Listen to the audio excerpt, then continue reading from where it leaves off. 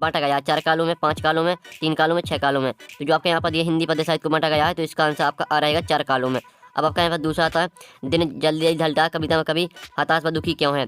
तो आपका आता है आर्थिक हानिकरण, बात अपराध के कारण और सात परिवार से बिछुड़ने के कारण और दाता इनमें से कोई नहीं। तो जो आपका यहाँ पर ये दिन जल्दी जल्दी ढलता है कविता में कभी हताश व दुखी क्यों है तो इसका आंसर आपका सारा रहेगा परिवार से बिछुड़ने के कारण। अब आता है आपका तीसरा, जहाँ शब्द चयन द्वारा कथन में सौंदर्य आता वहाँ होता है शब्द अलंकार, अर्थ अलंकार और भैया अलंकार इनमें से कोई नहीं। तो जो आपका यहाँ पर ये जहाँ शब्द चयन द्वारा कथन में सौंदर्य आता वहाँ होता है आपका शब्द अलंकार। ठीक है, तीसरे करेगा आपका करेक्ट आंसर। अब आता है आपका चौथा, बाजार का जादू चढ़ने का अर्थ है आकर्षक वस्तुएं, उपहार की वस्तुएं, उधार की वस्तुएं, घर की वस्तुएं। तो यहाँ आपका जो यहाँ पर दिया बाजार का जादू चढ़ने का अर्थ है, इसका आंसर आपका आ रहेगा आकर्षक वस्तुएं। अब आता है आपका पांचवा, जिस वाक्य में एक ही संज्ञा और एक ही क्रिया का प्रयोग होता है उसे कहते हैं सरल वाक्य कहते हैं, संयुक्त वाक्य, मिश्र वाक्य और दाता इनमें से कोई नहीं। तो आप बता दें जिस वाक्य में एक ही संज्ञा और एक ही क्रिया का प्रयोग होता है उसे कहते हैं सरल वाक्य। तो 5वें का आपका करेक्ट आंसर रहेगा। अब आता है आपका 6वां, ईश्वर बाबू अपना आदर्श मानते थे तो इसका करेक्ट आंसर आपका दा रहेगा किसंदा को। तो जो आपके यहाँ पर 6 नंबर के सही विकल्प वो कंप्लीट हो जाते हैं। अब चलिए प्रश्न 2 आता है, रिक्त स्थान पूर्ति कर लीजिए। 6 नंबर के आते हैं। तो पहला था बादल राग कविता में सुखों को डोंडो बताया गया है। तो यहाँ पर बादल राग कविता में सुखों को अस्तर बताया गया। ठीक है, पहले का उत्तर आपका अस्तर हो जाएगा। आप यहाँ पर देख लीजिए, पहले से सोल्यूशन हमने कर रखा है, यहाँ पहले से टिक कर दिया पेन से, तो आप यहाँ पर देख लीजिए। तो आपका यहाँ पर दूसरा तक भक्ति काल की प्रेम सागर फिल्मों कवि जायसी है। तो जायसी आपका यहाँ पर दूसरे रिक्त स्थान का आंसर रहेगा। फिर आपका तीसरा आता है भक्ति और मेरे बीच में सेवक स्वामी का संबंध है। तो तीसरे का उत्तर आपका सेवक स्वामी हो जाएगा। ठीक है, फिर चौथा आता है संचय भाव की संख्या 33 मानी गई है। 33 आपका यहाँ पर चौथे का करेक्ट आंसर हो जाएगा। ठीक है, 33 रहेगा आपका चौथे का करेक्ट आंसर। अब चलिए आपके यहाँ पर देख लेते 5वां रिक्त स्थान। तो 5वां आपका यहाँ पर रिक्त स्थान आता है उल्टी पिरामिड शैली को 3 हिस्सों में बांटा जाता है। तो आपका 3 आपका रहेगा करेक्ट आंसर। फिर 6वां तो वह शब्द जो क्षेत्र विशेष में बोले जाते हैं क्षेत्रीय शब्द कहलाते हैं। तो क्षेत्रीय शब्द आपका 6 में रिक्त स्थान का आंसर हो जाएगा। तो जो आपके यहाँ पर 6 नंबर के रिक्त स्थान वो कंप्लीट हो जाते हैं। अब आती है आपकी सही जोड़ी के मिलान कर लिखिए। आपकी आती है 7 नंबर की। तो पहले आती है कविता की बहाने। तो जो आपकी कविता की बहाने के लेखक हैं वो है आपकी कुंवर नारायण। और दूसरी आती महाकाव्य। तो महाकाव्य को मैच करना आपको यहाँ पर कामायनी से। और तीसरी आती है आपकी भक्ति। भक्ति को आपको महादेव वर्मा से मैच करना है। और चौथी आती है अर्थ के आधार वाक्य के प्रकार। तो यहाँ पर अर्थ के आधार पर वाक्य प्रकार होते हैं आपके यहाँ पर 8। तो चौथी आपको 8 से मैच करना है। ठीक है, जो 5वीं आती है जूझ। तो जूझ को आपको किससे मैच करना है। ठीक है, जूझ को मैच करना है आपको यहाँ पर डॉक्टर आनंद यादव। ठीक है, जो यहाँ पर जूझ कहानी के लेखक है वो आपके डॉक्टर आनंद यादव हैं। और जब 6वीं आती है कहानी का केंद्र बिंदु। तो कहानी का केंद्र बिंदु होता है आपका कथानक। तो आपको 6वीं कथानक से मैच कर देना है। और जो 7वीं आती है भाव विस्तार। तो भाव विस्तार को आपको पलवन से मैच करना है। तो जो आपकी सही जोड़ी आपकी कंप्लीट हो जाती है। आप यहाँ पर देख लीजिए, हमें यहाँ पर नंबर भी लिख दिए कौन में आपको कौन सी मैच करनी है। तो आप यहाँ पर देख सकते हैं और स्क्रीनशॉट ले लीजिए। ठीक है, जिससे आपको याद करने में आसानी जाएगी। अब चलिए आपके आते हैं प्रश्न 4 आता है निम्नलिखित प्रश्नों का उत्तर एक शब्द वाक्य में लिखिए। 7 नंबर के आते हैं, पहला था शेर के बच्चे का असल नाम क्या था। तो पहले का उत्तर रहेगा आपके यहाँ पर शेर के बच्चे का असल नाम चांदी सिंह था। ठीक है, पहले का उत्तर आपके यहाँ पर चांदी सिंह हो जाएगा। आप यहाँ पर देख लीजिए। अब आपका यहाँ पर दूसरा था विस्तृत कलियर वाले काव्य को क्या कहते हैं। तो इसका उत्तर रहेगा आपका यहाँ पर विस्तृत कलियर वाले काव्य को कहते हैं महाकाव्य। ठीक है, तो दूसरे का उत्तर आपका महाकाव्य हो जाएगा। यहाँ पर देख लीजिए। फिर आपका तीसरा था दूरदर्शन वाले कैमरे के सामने बैठे अपाहिज से बार-बार प्रश्न क्यों पूछते हैं। तो इसका उत्तर रहेगा दूरदर्शन वाले कैमरे के सामने बैठे अपाहिज से बार-बार प्रश्न इसलिए पूछते हैं ताकि वह रो पड़े। ठीक है, आपको यहाँ पर दिखाई देते हैं तीसरे का उत्तर रहेगा आपका ताकि वह रो पड़े। अब आता है आपका चौथा, तकनीकी शब्द अंग्रेजी के किस शब्द का हिंदी पर्याय है। तो चौथे का उत्तर रहेगा आपका यहाँ पर टेक्निक। ठीक है, चौथे का उत्तर आपका टेक्निक हो जाएगा। अब आता है आपका 5वां, पुनरुक्त शब्द युग्म के 2 उदाहरण लिखिए। तो आपको यहाँ पुनरुक्त शब्द युग्म के 2 उदाहरण लिखना है। तो इसका उत्तर रहेगा आपका बार बार जाते जाते। ये आपके यहाँ पर पुनरुक्त शब्द के 2 उदाहरण हो जाते हैं। अब आता है आपका 6वां, डेडलाइन किसे कहते हैं। ठीक है, तो डेडलाइन किसे कहते हैं। तो इसका उत्तर आपका क्या रहेगा। इसका उत्तर आप यहाँ पर देख लीजिए, किसी काम को करने की आखिरी समय सीमा। ये आपके यहाँ पर डेडलाइन। ठीक है, किसी काम को करने की आखिरी समय सीमा को डेडलाइन कहते हैं। यहाँ पर 7वां आता है गागर में सागर भरना का क्या अर्थ है। तो यहाँ पर गागर में सागर भरने का अर्थ होता है थोड़े से बहुत अधिक कहना। ठीक है, ये आपके यहाँ पर दिया गया एक शब्द वाक्य में उत्तर का सॉल्यूशन आप यहाँ पर देख लीजिए। पहले का उत्तर चांदी सिंह, दूसरे का उत्तर महाकाव्य, तीसरे का उत्तर आपका ताकि वह रो पड़े, चौथे का उत्तर आपका टेक्निक, 5वें का उत्तर आपका बार बार जाते जाते, 6वें का उत्तर देख लीजिए 7वें का। ठीक है, आपका एक शब्द वाक्य में उत्तर सॉल्यूशन दिया गया तो आप स्क्रीनशॉट ले सकते हैं जिससे आपको याद करने में आसान जाएगी। अब चलिए आपके यहाँ पर देख लेते 7 का चयन करके लिखिए। आपके आते हैं 6 नंबर के। पहला आता है प्रवासी डायरी बच्चन की आत्मकथा है। तो पहला आपका 7 रहेगा। फिर दूसरा था खरीद नहीं सकती कोई लेखक ने परचेजिंग पावर कहा। तो दूसरा भी आपका 7 रहेगा। फिर तीसरा था कला अच्छा भैंस का अर्थ साचा होना है। तो तीसरा आपका असत्य हो जाएगा। ठीक है, अब चलिए आपके यहाँ पर चौथा 7 देख लेते हैं। तो चौथा आपका आता है जूत कहानी गोदन उपन्यास का अंश है। तो जो आपका चौथा यहाँ पर दिया गया वो आपका रहेगा यहाँ पर क्या असत्य। चौथा आपका असत्य है। 5वां था मनोहर श्याम जोशी को साहित्य अकादमी पुरस्कार से सम्मानित किया गया है। तो 5वां आपका 7 रहेगा। और 6वां था संधि अलंकार प्रयोग से अंत तक संशय बनाया जाता है। तो ये भी आपका यहाँ पर 7 रहेगा।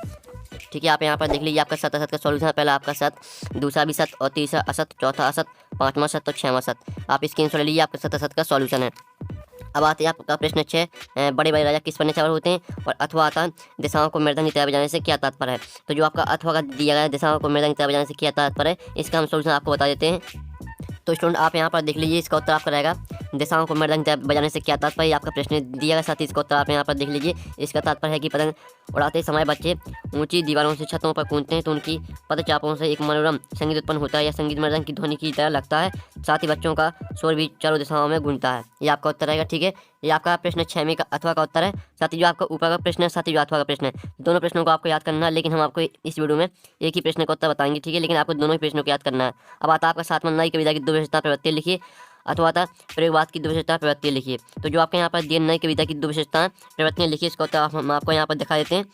तो आप यहाँ पर देख लीजिए इसका उत्तर। ठीक है, आपके यहाँ पर नई कविता की आपकी दो विशेषताएं हो जाएंगी, लघु मनोवाद की प्रतिष्ठा और प्रयोग में नवीनता। साथ ही इनका आपको जो यहाँ पर वर्णन दिया है थोड़ा सा ये भी लिखना है।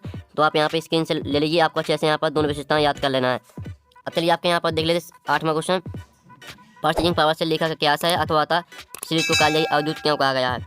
तो आप यहाँ पर देख लीजिए, जो आपके यहाँ पर दिया पर्चेजिंग पावर से लेखा का क्या अभिप्राय है? तो आप यहाँ पर देख लीजिए, इसका उत्तर दिया है बाजार की चकाचौंध से दूर पर्चेजिंग पावर का सकारात्मक उपयोग। ठीक है, इस तरह से पूरा आपको याद कर लेना। ठीक है, आप देख लीजिए। अब चलिए नेक्स्ट क्वेश्चन देख लेते हैं, जिसमें आता है आपका रेखा चित्र और संतरण में आपको यहाँ पर दो अंतर लिखने हैं। ठीक है, तो इसका भी उत्तर हम आपको यहाँ पर दिखा देते हैं। साथ ही जो अथवा जिमनी और आत्मकथा में कोई दो अंतर लिखिए। तो आपको अथवा का भी याद करना है, लेकिन जो आपके यहाँ पर दिया गया था संस्मरण और रेखा चित्र में आपको दो अंतर लिखने थे। 3 अंतर यहाँ पर दिए गए हैं, तो आपको तीनों अंतर को याद कर लेना, जिससे आपको कोई भी अंतर भूले तो आपसे बन जाए। ठीक है, क्योंकि पेपर में यहाँ पॉइंट भूल जाते हैं, इसलिए आपको तीनों पॉइंट को याद करना है। अब चलिए आपके यहाँ पर देख लेते हैं 10वां, संदेह अलंकार की परिभाषा उदाहरण से लिखिए। अथवा था भ्रांतिमय अलंकार की परिभाषा उदाहरण से लिखिए। तो जो आपके यहाँ पर दिया गया संदेह अलंकार की परिभाषा आपको लिखना उदाहरण सहित। तो इसका उत्तर आप यहाँ पर देख लीजिए, ये आपके यहाँ पर संदेह अलंकार की परिभाषा दी गई है। साथ ही इसका उदाहरण भी आपके नीचे दिया गया है। ठीक है, तो अच्छे से आपको यहाँ पर याद कर लेना है और स्क्रीनशॉट आप ले सकते हैं। अब चलिए आपके यहाँ पर देख लेते हैं नेक्स्ट क्वेश्चन, जिसमें आता दो छंद की परिभाषा उदाहरण से लिखिए। और अथवा आता लक्षण शब्द शक्ति की परिभाषा उदाहरण से लिखिए। तो जो आपका अथवा दिया गया है, तो जो आपका यहाँ पर अथवा दिया लक्षण शब्द शक्ति परिभाषा उदाहरण से लिखिए।